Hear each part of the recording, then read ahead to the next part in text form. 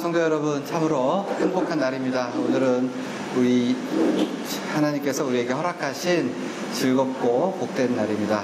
우리 사도신경으로 우리 신앙을 하나님 앞에 고백하겠습니다. 전능하사 천지를 만드신 하나님 아버지를 내가 믿사오며 그 외아들 우리 주 예수 그리스도를 믿사오니 이는 성령으로 잉태하사 동정녀 마리아에게 나시고 본디오 빌라도에게 고난을 받으사 십자가에 못 박혀 죽으시고 장사한 지 사흘 만에 죽은 자 가운데서 다시 살아나시며 하늘에 오르사 전능하신 하나님 우편에 앉아 계시다가 저희로서 산자와 죽은 자를 심판하러 오시리라. 성령을 믿사오며 거룩한 공예와 성도가 서로 교통하는 것과 죄를 사하여 주시는 것과 몸이 다시 사는 것과 영원히 사는 것을 믿사오나이다. 아멘. 기도하시겠습니다. 오늘도 살아계셔서 역사하시는 하나님 아버지, 찬송과 영광을 올려드립니다. 거룩하고 복된 날 하나님 앞에 나와서 신령과 진정으로 예배드리게 하시니 감사합니다. 날마다 하나님의 뜻에 따라 산다고 고백하지만 우리의 생각대로 살아가고 있습니다. 입술의 고백이 삶의 고백으로 나타날 수 있도록 우리를 붙잡아 주옵소서. 하나님 아버지, 온 땅을 뒤엎는 폭염과 다시금 시작된 코로나로부터 나라와 국민을 지켜주옵소서. 역사의 주관 되시는 하나님 앞에 우리의 삶을 맡기고 살아가게 하옵소서. 하나님 아버지, 하나님의 창조 질서를 파괴하는 법과 판결이 자리 잡지 못하게 하시고 우리 다음 세대들이 혼탁한 세상에서 지켜주옵소서. 믿는 주의 백성들이 깨어나게 하옵소서. 교회를 지켜주옵시고 모든 성도들이 하나님 섭리 안에서 축복된 삶을 살아갈 수 있도록 인도하여 주시옵소서. 우리 동행교회도 하나님께서 축복하시고 이곳에서도 하나님의 선하신 뜻이 이루어지게 하시며 이곳을 통해서도 많은 믿음의 자손들이 일어날 수 있도록 하나님 축복하여 주옵소서. 교회가 교회의 사명을 감당하게 하시며 기도하며 전도하며 복음 전할 수 있는 이 귀한 사명 감당할 수 있도록 도와주시옵소서. 특별히 우리 자녀들을 기억하시고 이 자녀들이 나라의 미래가 되게 하시며 하나님 나라의 거룩한 백성들로 잘 자랄 수 있도록 우리의 자녀들을 하나님 축복하여 주시옵소서. 말씀 전하시는 전도사님 성령으로 붙잡아 주옵시고 모두가 은혜 받는 귀한 시간 되게 하옵소서. 살아계신 예수 그리스도 이름으로 감사하며 기도드립니다. 아멘. 찬양하겠습니다.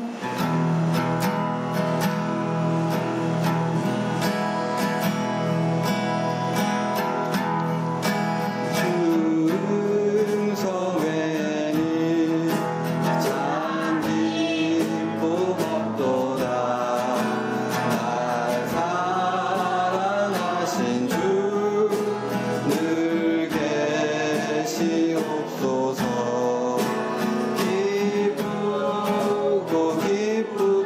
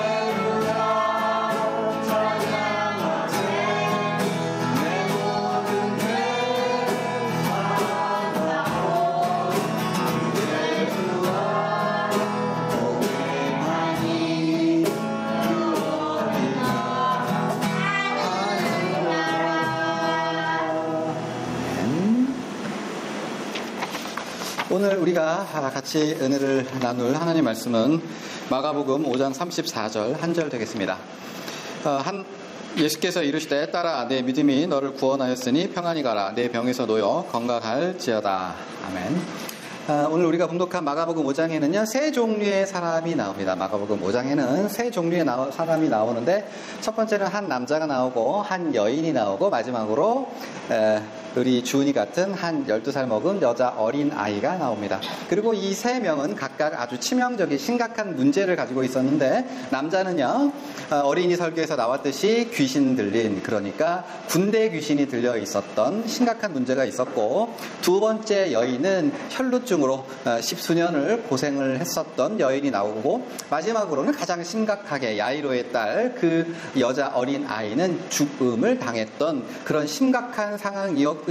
그러니까 이 세 명은 아주 심각한 문제가 있었는데, 예수님께서 저들을 만나 주심으로써 예수님께서는 저들의 모든 문제를 해결하여 주셨습니다. 그래서 마가복음 5장은 우리에게 주시는 말씀, 그 메시지는 매우 명확합니다. 예수님은요, 남녀노소를 차별하지 않으신다. 이방인, 유대인 가리지 않으시고, 어린이나 어른, 남자나 여자나 가리지 않으시고, 모든 사람을 다 품에 안으시는데, 그 중에서 심각한 문제, 조금 나은 문제, 야 이건 좀 어렵겠는데, 이건 너무 큰 문제인데, 이건 좀 시간 걸리겠는데 라고 하시지 아니하고, 예수님 앞엔 모든 문제가 지극히 쉬운 거예요. 왜요? 예수님은 전능하신 하나님이신 거죠. 그러므로 마가복음 5장은 우리에게 무슨 메시지를, 남녀노소 가리지 말고 어떠한 문제, 가정 문제, 집안 문제, 경제 문제, 건강의 문제, 정신의 문제 할 거 없이 모든 문제는 누구 앞에 나오면, 예수님 앞에 나오면, 너희가 남자든 여자든 어린이든 어떠한 문제를 가졌든 무조건 예수님께 나오면 그 문제는 다 해결될 것이다 라고 하는 아주 큰 메시지를 우리에게 전달해 주고 있고, 그러니까 마가복음 5장에서 이런 큰 줄기의 마가복음 5장을 이해하신 후에 하나씩 먼저 간단하게 살펴볼 건데요. 첫 번째 문제는 뭐였죠? 귀신 들린 남자의 이야기입니다. 이 귀신 들린 남자는 여러 가지 할 얘기가 있지만, 아주 본문의 특이한 거는 이 귀신에 대해서 마가복음 저자는요, 더러운 귀신이라고 하는 표현을 사용해요. 더러운. 이 더럽다라고 하는 헬라어는요, 신약에서 그렇게 많이 사용된 단어는 아닌데, 마가복음에서 제일 많이 사용되었고, 그 중에서 오늘 우리가 읽은 마가복음 5장에서 3번이나 사용되어서, 마가복음 5장은 뭐에 대한 관심? 더러움에 대한 관심을 가지고 있는데, 이 더러움에 대해서 이 헬라어는 구약의 레위기에서 압도적으로 많이 나옵니다. 압도적으로. 아주 비교 불가해요. 그런데 대체적으로 뭐라고 번역이 되냐 하면, 레위기에서 부정하다라고 하는 의미로. 그래서 이 부정이 어떤 거냐 하면, 우리가 개고기를 먹거나 돼지고기를 먹거나 하면 부정해진다라고 설명을 해주고, 그 다음에 죽은 사람을 만지거나 그리고 피가 흐르거나 이럴 때 우리가 더러워진다라고 해서 레위기는 굉장히 많은 부분을 거룩한 건 뭐며 더러운 건 뭐냐를 설명해주고 있는데, 당연하게도 돼지고기가 아니면 개고기가, 피가, 죽은 사체가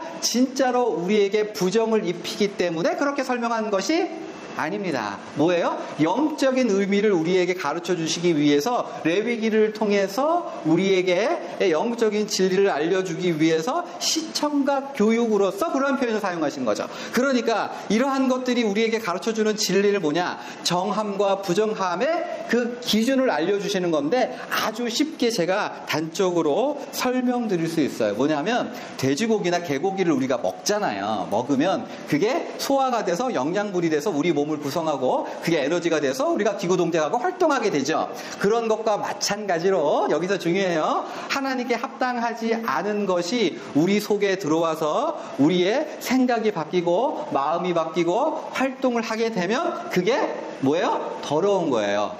더러운 거는 냄새나고 안 씻어서 때가 차고 이런 게 더러운 게 아니라, 하나님 앞에 합당하지 않은 것이 우리 속에 들어와서 우리의 생각과 마음과 행동을 변화시키면, 그러니까 하나님의 백성의 거룩함은 언제? 하나님 외에, 예수 외에 다른 것이 우리에게 들어왔을 때. 그리고 마찬가지로 같은 맥락에서 사체나 피 같은 걸 만지거나 이럴 때 우리에게 더러움을 입는다라고 레위기는 설명하는데, 이게 뭐냐 하면 똑같은 것을 우리가 행동하는 물고 빨고 안고 뭐 이러한 행동이 대상에 따라서 더러움을 우리에게 입힐 수 있다. 좀 어렵구나. 쉽게 설명드리면, 제가 우리 집사람을 안고 뽀뽀하고 이거는 뭐예요? 지극히 거룩한 거죠. 그런데 길 가는 여자를 보고 이쁘다라고 해서 제가 어떤 행동을 하면 그게 뭐예요? 그게 더러움이다. 그러니까 같은 행동이라도 대상에 따라서, 자리에 따라서, 위치에 따라서 더러움과 거룩함이 결정지어진다라고 생각할 수 있는 거죠. 그런 맥락에서 여러분, 귀신에 들리는 거는, 우리는 본래 하나님의 의와 진리의 거룩함을 따라 지음을 받았는데, 우리 속에 귀신이 들어오는 순간 하나님께서 바라고 원하지 않은 것이 우리를 점유함으로써 우리는 귀신과 같이 더러운 존재가 되고 마는 거죠.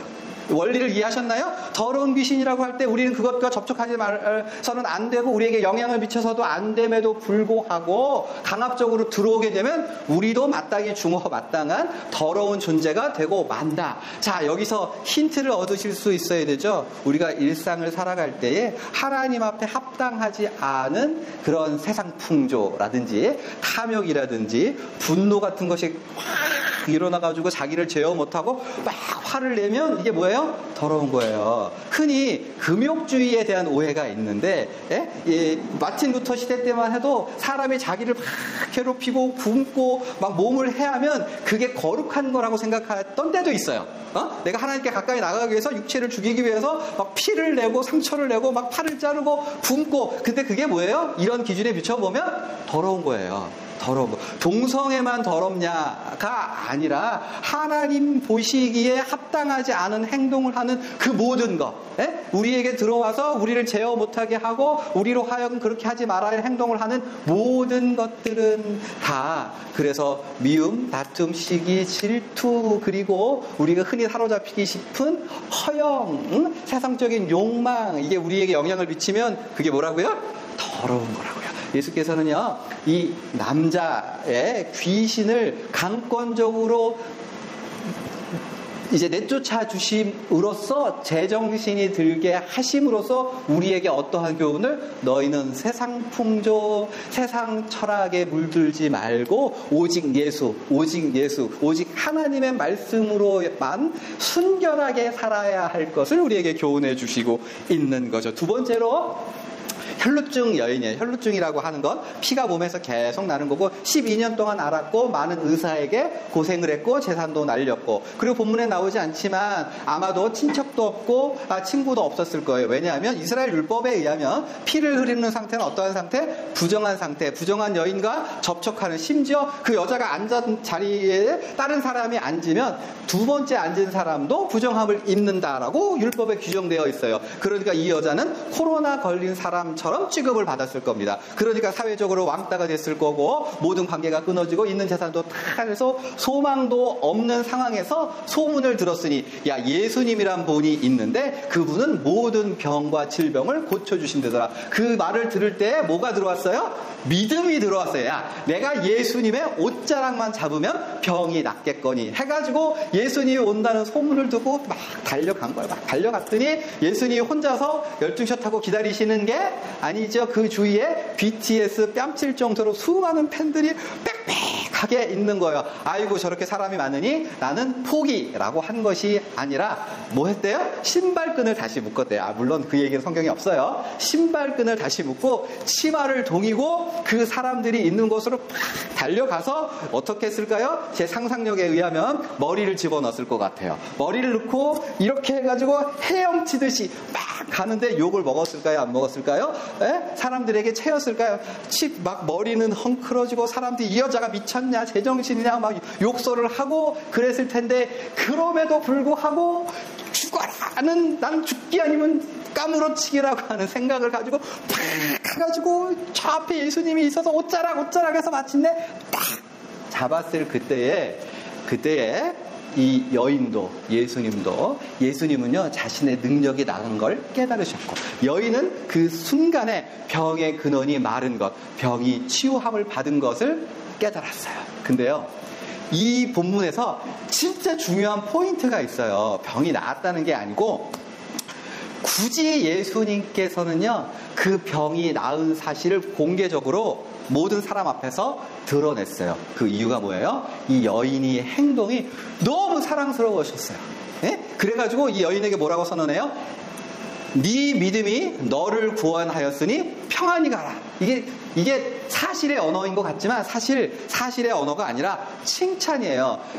믿음이 구원했어요? 아니죠. 예수님의 능력이 병을 치유했고 예수님의 은혜로 치료해 주신 거예요. 그런데 예수님의 보기에는 이 여자가 헤집고 믿음으로 내가 예수님만 만지면 낫지라고 하면서 막 달려와서 욕을 먹으면서 헤집고 잡았던 그게 너무 예뻤던 거야. 아멘인가요? 너무 예뻤던 거예요. 예수님은요, 우리가 어떠한 상황에 있든지 믿음으로 달려와서 살려달라고 붙잡을 때 예수님의 옷자락을 붙잡으려고 하는 그게 너무 사랑스럽고 좋으신 거예요. 그래서 그거를 그래서 병 나았으니 편안히 살라라고 모른 척하고 가실 수가 없어서 모든 사람을 그 자리에 스톱 해놓고 나에게 능력이 나갔다라고 주의를 환기시키고 그 여자가 옷자락을 잡은 사실을 모든 사람에게 알려주시고 우리로 하여금 그 여인과 같이 어떻게 옷자락을 잡으라고. 옷자락을 잡는 그것이 우리 예수님을 기쁘시게, 우리가 송아지를 황소를 제물로 드리는 것이 예수님을 기쁘게 하는 게 아니라 어려운 일이 있을 때 뭐 한다고요? 예수님께 나와서 살려달라고. 그 여인은 옷자락을 잡아서 구원을 받았는데 나도 무릎으로 나왔으니 예수님 제발 나를 살려주시라고 하면 그 문제가 무엇이냐와 관계없이 예수님은 너무 좋아하신다는 거예요. 어떻게 좋아하신다고요? 너무 좋아하시는 예수님을 기쁘시게 하고 싶으면, 내가 인정받고 싶으면 뭘 하려고 하는 것보다 가장 먼저 무릎으로, 뭘로? 믿음으로 여인을 생각하면서 나아가는 저와 여러분 되었으면 좋겠고요. 마지막으로 세 번째, 12살 먹은 여자 어린아이를 살려주셨어요. 이 본문에서 우리를 감동시키는 거는 예수님께서 손을 잡으셨어요. 예수님께서 이 소녀의 손을 잡으시면서 달리다 쿰 여자야, 어린 여자야, 아니죠, 소녀야 일어나거라 라고 하면서 말씀하셨을 때 이 여자 아이가 살아났다라고 하는 사실, 사랑하는 여러분, 기도하실 때 이 마가복음 5장의 말씀을 기억하셨으면 좋겠어요. 예수님은요, 귀신 들린 사람을 만나주셨고, 그리고 여인이 그렇게 옷자락을 붙잡으면 난다라고 하는 믿음으로 나와봤을 때 그거를 너무 좋아하셨고, 그리고 완전히 죽어서 아무런 희망과 소망이 없는 여자 아이의 손을 잡아서 세워주셨어요. 그래서 그 예수님께서는 동일하게, 사랑하는 여러분, 오늘도 우리가 기도에 무릎으로 나아가서 손을 잡아 올리면 그 손을 잡아주실 거라고 우리는 확신할 수 있어요. 예수님은 뭐를 제일 좋아하신다고요? 우리가 기도의 무릎으로 손을 올려드리고, 예수님께서는 2000년 전에 한 남자와 한 여자 어린 아이를 구원하여 주셨듯이 오늘도 나에게 같은 은혜 주실 걸 믿습니다 라고 하면, 그러면 어떻게? 꽉 안아주시면서 예수님은 팔짝팔짝 뛰며 기뻐하실 거예요. 우리의 사명은 이 땅 가운데 살면서 우리의 문제도 해결할 뿐만 아니라 믿음으로, 삶으로 말미암아 우리 예수님의 마음을 기쁘시게 하는 저와 여러분 되기를 바랍니다. 아멘. 자, 기도하시죠.